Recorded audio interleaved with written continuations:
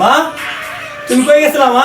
So guys আসসালামু আলাইকুম, আশা করি সকলেই ভালো আছেন। আমি ভালো আছি আলহামদুলিল্লাহ। তো যে ভাইটা দেখতেছেন এই ভাইটার নাম হচ্ছে মোল্লাবাড়ি। রাতের ঘুমটা শেষ করলাম, তারপর আমাকে ছাই দিল, আমি ছাই দিয়ে দাঁতগুলো মাইজা নিলাম।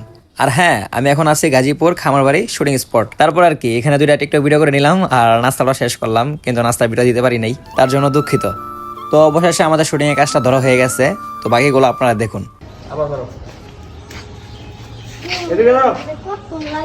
কতক্ষণ লাগবো তুমি তো পারো না। মায়ের অন্য দিলে তো ঠিকই করবা। তুমি বলে পাঁচ বার প্রেম করো, আমি শুনছি। সাথে গেছি।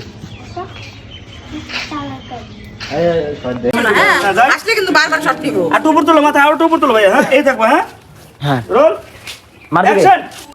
তো আমরা দুপুরের খাবারটা শেষ করে নিলাম, শেষ করে আবার শুটিং এ লেগে গেলাম। তো দেখতেই পাচ্ছেন আমি এখন গ্রামে চলে গেছি, আর যে বাচ্চাটা কান্না করতেছে ওইটাও কিন্তু আমি, আমার ছোটকালের সিনটাও ইয়ে করতেছে।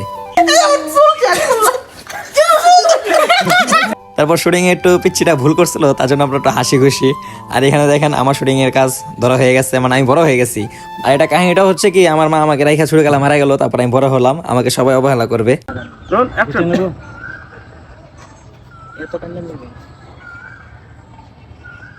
তাকায় আছে তো নিচে তাকাও কে?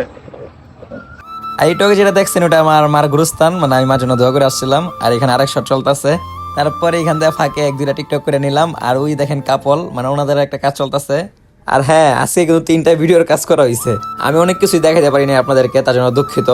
কাজে অনেক ব্যস্ত ছিলাম। তারপর আমার শুটিং শেষ করলাম, এখন ছবি তুলতেছি থার্মেলের জন্য। তো সবাই ভালো থাকবেন, সুস্থ থাকবেন, আল্লাহ হাফেজ। আর আমার জন্য সবাই দোয়া করবেন।